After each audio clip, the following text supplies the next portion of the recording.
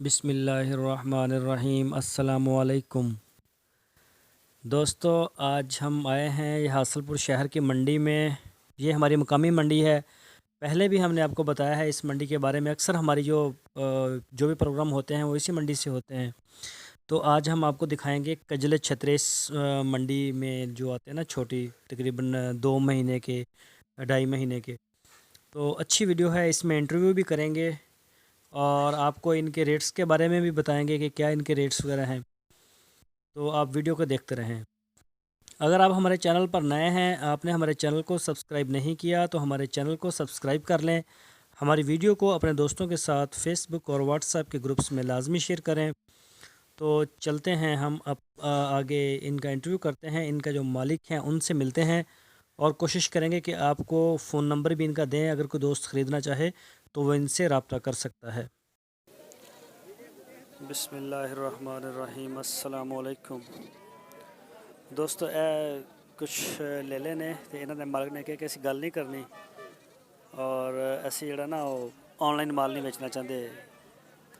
तो थानू मैं दिखा रहा ज़रा, 2-2 महीने के छतरे ने और काफ़ी तादाद च माल लैके आए हुए ने। देख सकते हो, माशाल्लाह बड़े प्यारे ने। इन्हां को तकरीबन हर दफ़ा ही होंदे ने। ये सिर्फ इस लेले का ही काम करते हैं, छोटे कन्ना वाला जिहड़ा है।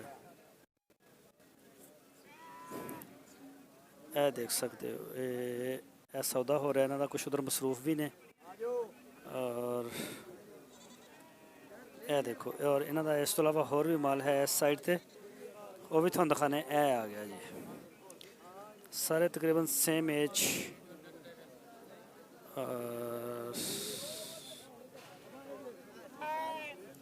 भी देख सकते हो, विच छोटियां बकरियां वगैरह भी ने और लेले भी ने। कुछ ना इन्हां दा मसरूफ ने, कस्टमर आ रहे हैं तो डीलिंग दे विच ये मसरूफ ने।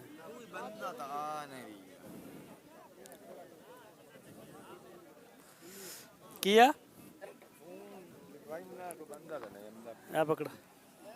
अच्छा, कि बंदा नहीं आ रहा कोई? हाँ जी, बंदा यार हुण ऐसदा ही हुंदा या लग जावे तो इक्को दफ़ा लग जांदा, ना लगे तो ना लगे। सही गल, मंडियां च भी तो इदां ही आ सही गल, कि नहीं?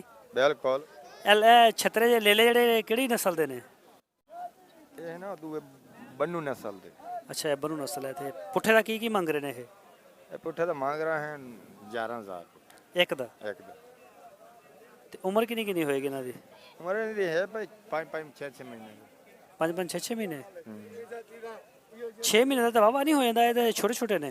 नहीं नहीं, ये है, ठीक है ना। 2-2.5 महीने दा है। हाँ, सही। ये खरीदे किहड़ी जगह तो ने? ये सख वाले चुमते। अच्छा, ये सखर चो आते ने। ते बाकी इत्थे बुद्ध मंडी ते इत्थे मंगल मंडी ते हफ्ता उधर मदरसा मंडी च हाँ जी, हाँ जी, इन्हां शहरां च जाके बेचदे ने। इन्हां को असीं देखदे हर दफ़ा ही हुंदे ने। बिल्कुल हर शहर च विकदे। हाँ हाँ, लोग लै जांदे ने रखण वाले। ये वजन बना जाते हैं चंगा। हाँ हाँ, ये वजन बना जांदे ने। चलो ठीक हो गया सर, बड़ी मेहरबानी, शुक्रिया।